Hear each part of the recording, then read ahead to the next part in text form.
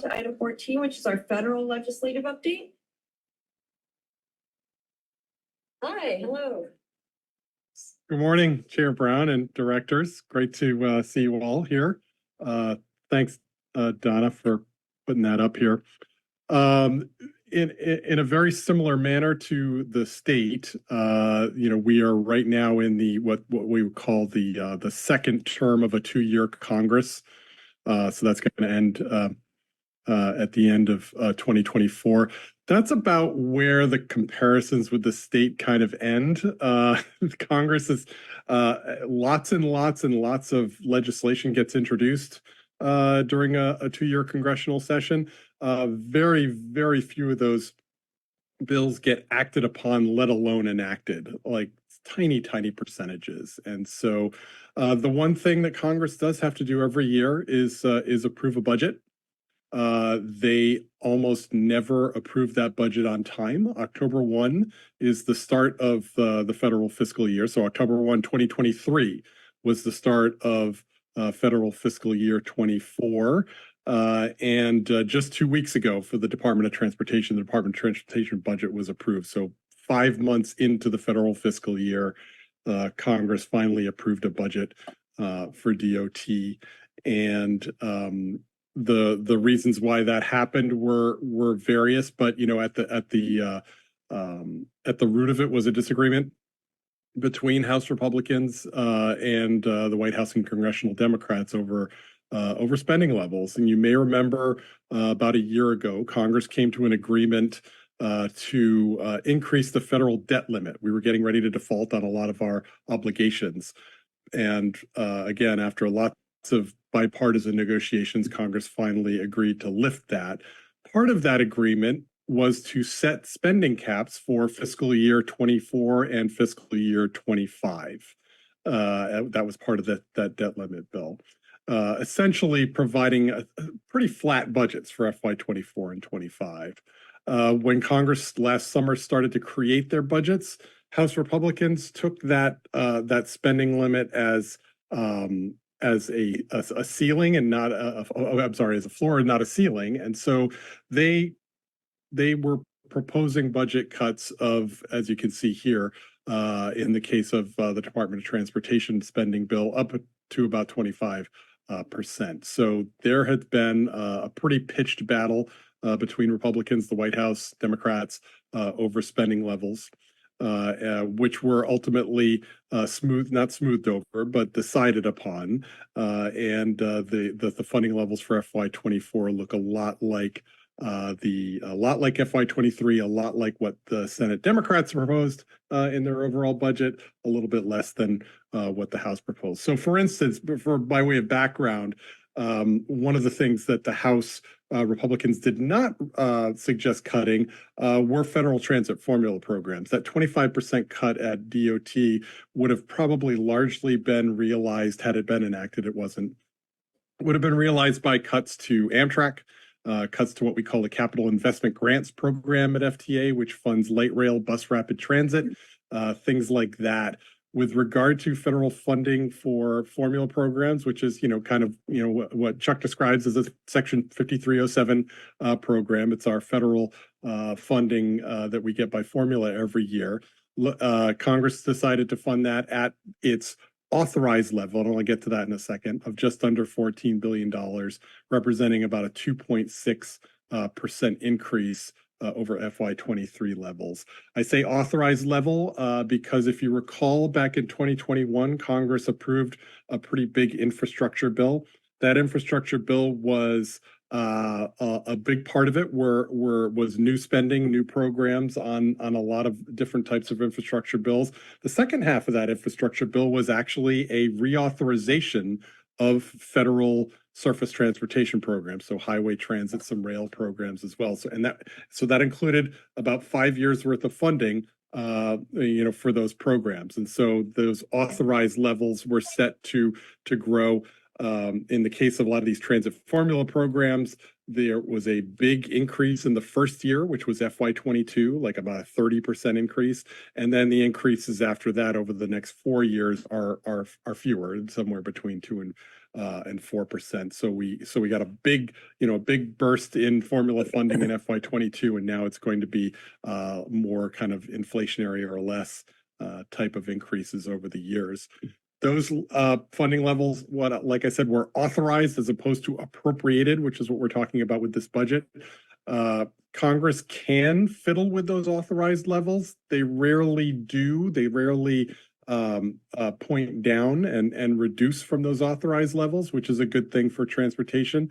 And there are some cases where Congress has increased funding over authorized levels. And so that's next bullet. I'm talking about these bus competitive programs at the Federal Transit Administration.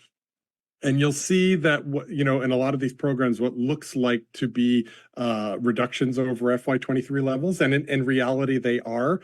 But what those reductions represent are Congress's inability this year to agree on what we call it's a goofy word for budgeting, plus-ups. So the 2021 infrastructure bill set funding for, let's say, the low-no emissions vehicle program at about $1.1 billion per year. Lots more than traditionally, that program got. I think the program got somewhere around 75 million per year. So the infrastructure bill really, supercharged that program. The last 2 years, Congress has chose to actually add money to those authorized levels. So we're plussing up that authorized level. There's a truck here. God, this is the most boring call of Dad's life. Oh my God. It's killing me. Mr. Maury, can you please mute yourself? Sorry, you guys should really turn me off. I'm sorry. Can you? Was I boring, or I changed out of my pajamas? No, it's not you guys. I'm sorry. It was in my pocket. It clearly gets turned on. I'm just trying to listen. So you guys should have a system where after speakers speak, you remove them. Mr. Maury, it's not the time for public comment. We appreciate it if you would mute yourself at this time. So again, Congress has been very generous with these programs for in FY22, FY23. They added additional funding to those authorized levels. So while the low-no program is going to get what is a cut of 4.4% from the previous year, it's actually still at very, very high, levels of funding traditionally. It's still over $1 billion program. Bus and bus facilities took a bigger hit, 16%, but again, still larger than it's been in the past. And then the Raise Discretionary Grant Program, which is an FTA, that's at DOT, but also a very popular program. Congress last year added $800 million to the $1.5 billion authorization. So it was a $2.3 billion program last year.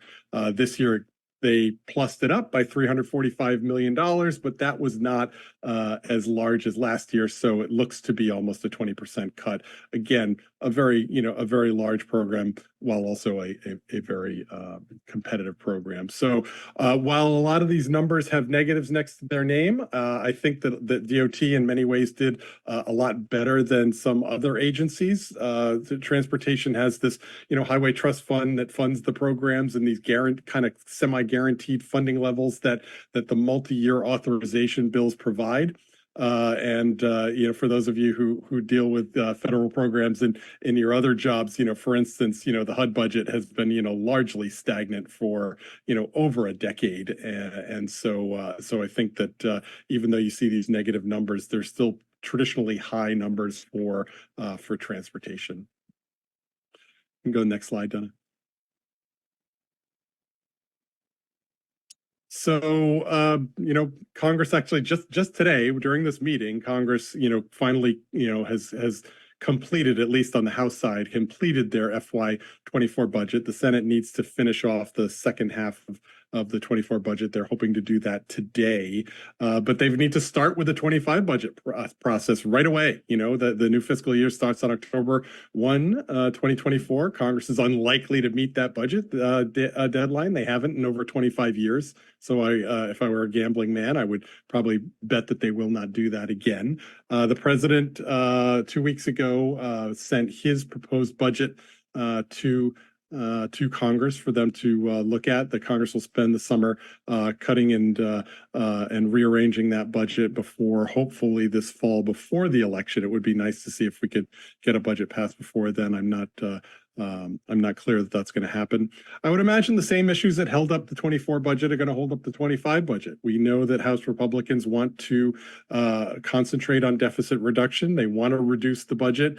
As I started this off, when Congress is not able to do a lot of other types of legislating, the budget is the only way where you can, send a message to your voters that this is what you want to do. And so they're going to continue to insist on that deficit reduction. I think the White House and Senate Democrats this year are going to push back on it, leading to this kind of gridlock.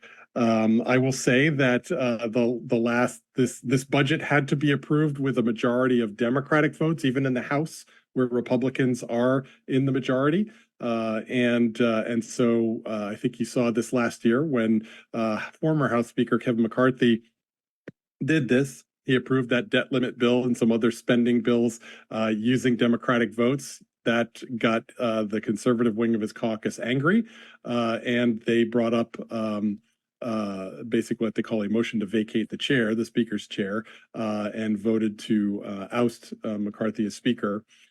Took them almost a month to come up with another speaker. That speaker, Mike Johnson from Louisiana, has done the same things that McCarthy had to do to get some things passed, and that is use a majority of Democratic votes to do it. And so again, during this meeting, you may have heard of Congresswoman Marjorie Taylor Greene, a kind of a gadfly from Georgia. Well, she introduced a motion to vacate the chair. She's looking to get rid of Speaker Johnson. They're not going to take a vote on it just yet, but she's holding that over him. And so that, that could cause problems for legislating and getting a budget done this summer if we can't find a new speaker, if Speaker Johnson is toppled. So that will, again, I think we're going to see a lot of what we saw in 23 and 24 with regard to that. Certainly the results of November elections are going to impact what the budget, what occurs with the budget at the end of the year. If Republicans take the House and the Senate and the White House, they're going to feel like they're going to be in a better position to deal with the budget in calendar year 25. So they may delay enactment of the budget. Same thing with Democrats if they were to do the same. I think it depends on how each party is feeling with regard to leverage to get this budget done by the end of the calendar year. And then, thinking a lot about this when I was listening to Chuck's presentation on the budget, as I mentioned before, the current authorization of federal surface transportation programs, including transit, ends at the end of fiscal year 2026. And so we need to start thinking about, number one, policy changes if we need to. That's the place to do it in this next authorization bill, and also the DOT funding programs. We're hopeful that the large increases in transportation funding that were provided in that infrastructure bill, particularly in the first couple of years, becomes a situation again, a priority. Back to these where transportation to those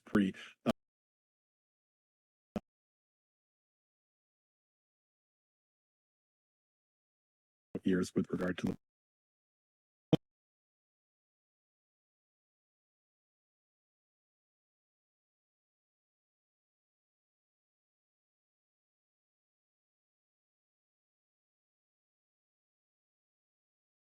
that's about it.